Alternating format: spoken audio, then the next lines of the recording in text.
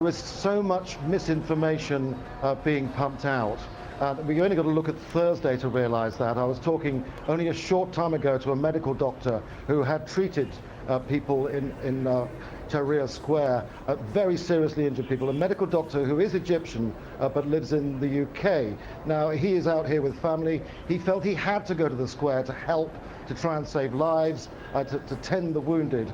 And of course, as a result, he was with a UK national, and he was pulled in, detained for 36 hours on the basis that what was being put out on the street was that anybody foreign may well be a spy. There were pictures shown of someone with an Israeli passport who was described as a saboteur.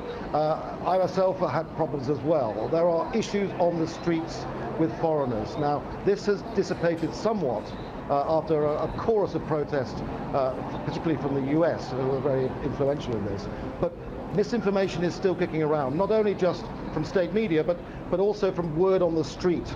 And the state police are clever at doing this. They have their own means of whipping up, with a flick of a button, a mood. So you cannot judge this scene behind me, this scene of a semblance of normality with traffic police now back on the streets, with the banks, some of them reopening. You can't treat this as really a reality that's going to last necessarily. This is still a situation that's right on the edge, and it's now at a pivotal point. There is no doubt about it, Shooting.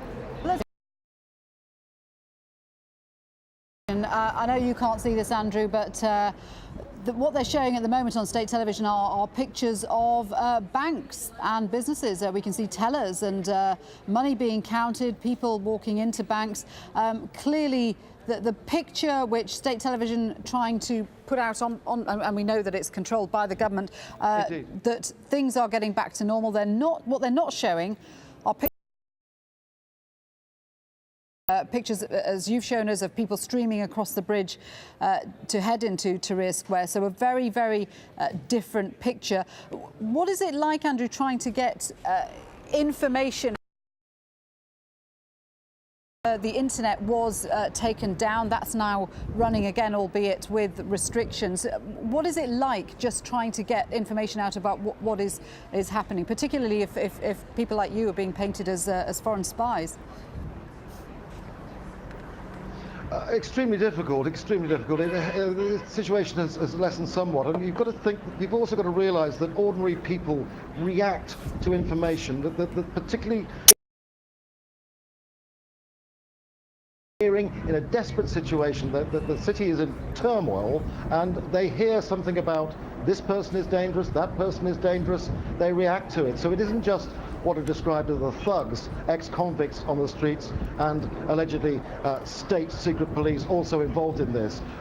It is ordinary people coming out. I mean, I witnessed a situation that I won't go into the details, but there were ordinary people, children, women, spitting at me, angry beyond any recognition, and you've got to realise that really a situation can change so quickly. Now, those scenes you're seeing of the banks, well, yes, this is a very significant point, because, you know, only 10% of Egyptians have bank accounts, but there, amongst all those crowds queuing up for hours ahead of the bank's opening, were pensioners wanting to get their pensions out. People have not had money.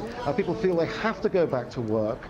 And I was talking to someone who was saying that really the lower middle classes, initially with the protests, were feeling that yes, these protests, the way these protesters have been dealt with is appalling. Hosni Mubarak must go. There was definite, strong resolve amongst the sort of people who normally would be apathetic, who wouldn't get themselves involved in politics. And those sort of people are now thinking, well, look, yes, we still back the protesters, but we have to sort of vote with our feet in terms of the practicality and not the emotion.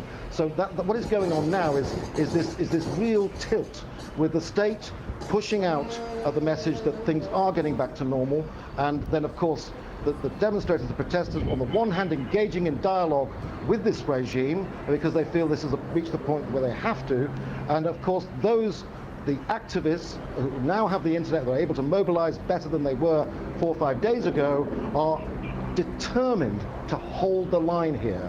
But you don't see the tanks in certain places now. They're more in the strategic areas. Behind you see the traffic police. You're able to drive about.